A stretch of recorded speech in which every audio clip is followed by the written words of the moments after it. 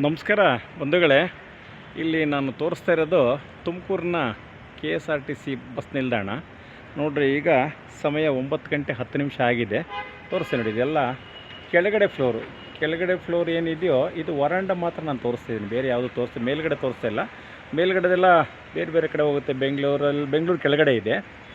ಶಿವಮೊಗ್ಗ, ಹುಬ್ಬಳ್ಳಿ, ಚಿತ್ರದುರ್ಗ ಆ ಕಡೆ ಈ ಕಡೆ ಎಲ್ಲ ಅಲ್ಲೆಲ್ಲ ಮೇಲ್ಗಡೆ ಹೋಗುತ್ತೆ. ಕೆಳಗಡೆ ನೋಡಿ, ಕೆಳಗಡೆ ಈಗ ಇಲ್ಲಿದೆ ಎಲ್ಲ ಹಳ್ಳಿ ಸೈಡು, ಸಿಟಿ ಸೈಡು ಇಲ್ಲೆಲ್ಲ ಇದೆ. ನೋಡಿರಿ, ನಮ್ಮಲ್ಲಿ ಈಗ ಏನಾಗುತ್ತೆ ಅಂದರೆ ಲಾಭ ನಷ್ಟ ಎರಡನ್ನೂ ಅನುಭವಿಸ್ಬೇಕು ಸರ್ಕಾರ. ಅದನ್ನೇ ನಾವು ಸರ್ಕಾರ ಅಂತ ಹೇಳೋದು.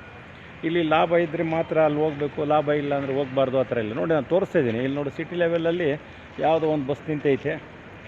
ಅದಾದಮೇಲೆ ನೋಡಿರಿ, ಇಲ್ಲೊಂದು ಬಸ್ ನಿಂತಿದೆ. ಇಲ್ಲಿ ಇಷ್ಟೇ ನೋಡಿರಿ, ಇನ್ಯಾವುದೂ ಇಲ್ಲ.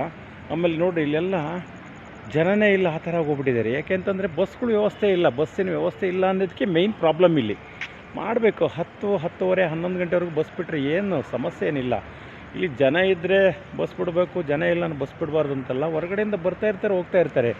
ಹಂಗಾಗಿ ಬಸ್ಸಿನ ವ್ಯವಸ್ಥೆ ಮಾಡಿದರೆ ಜನ ಅಕ್ಸೆಪ್ಟ್ ಮಾಡ್ತಾರೆ. ಗಿಜಿ ಏನತ್ತೆ ಜನ ನೋಡಿರಿ.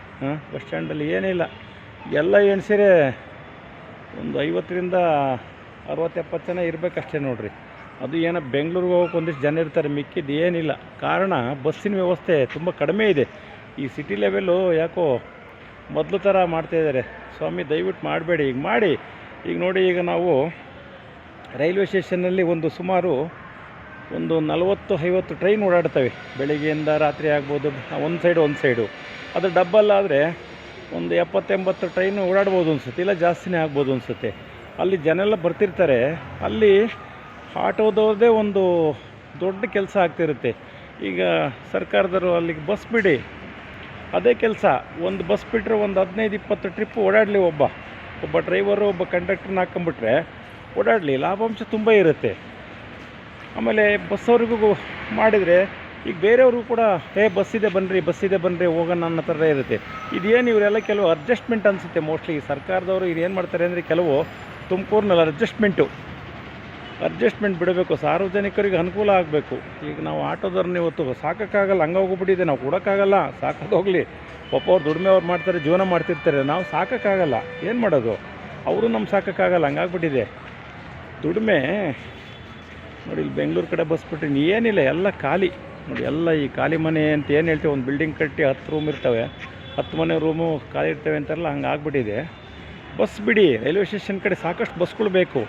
ಒಂದು 15-20 ಟ್ರಿಪ್ಪು ಹೊಡಿಲಿ. ದೂರ ಹೋಗೋ ಬದಲು ಅಲ್ಲೇ ಒಂದು 15-20 ಟ್ರಿಪ್ಪು ಒಂದೊಂದು ಬಸ್ ಹೊಡ್ಬೋದು. 2 ಬಸ್ ಬಿಟ್ಟರೆ ಸಾಕು. ಈ ಕಡೆಯಿಂದ ಒಂದು, ಆ ಕಡೆಯಿಂದ ಒಂದು. ಟ್ರೈನ್ ಬರೋ ಟೈಮಲ್ಲಿ ಬಿಟ್ಟರೆ ಸಾಕು. ಎಲ್ಲ ಕಾಯ್ತಿರ್ತಾರೆ ಜನ. ಮಾಡಿ, ದಯವಿಟ್ಟು ಸಾರ್ವಜನಿಕರಿಗೆ ಸಹಾಯ ಮಾಡಿ. ಎಷ್ಟು ದಿನ ಇರ್ತೀವೋ ಎಷ್ಟು ದಿನ ಇರಲ್ವೋ ಅದು ಭಗವಂತನ ಇಚ್ಛೆ. ಅಲ್ಲಿವರೆಗಾದರೂ ನಾವು ಕಾಪಾಡ್ಕೊಂಡು ಹೋಗೋಣ ಬಂಧುಗಳೇ. ತಾವು ದಯಮಾಡಿ 2 ಮಾತನ್ನು ಮಾತಾಡೋಕ್ಕೆ ಅವಕಾಶ ಇದೆ. ಹಂಗಾಗಿ ದಯವಿಟ್ಟು ಸಾರ್ವಜನಿಕರಿಗೆ ಸಹಾಯ ಮಾಡಬೇಕಾಗಿ ನಿಮ್ಮೆಲ್ಲರಿಗೂ ಅಭಿನಂದಿಸಿ ನನ್ನ 2 ಮಾತು ಮುಗಿಸ್ತಾ ಇದ್ದೀನಿ. ಜೈ ಕರ್ನಾಟಕ, ಜೈ ಭಾರತ.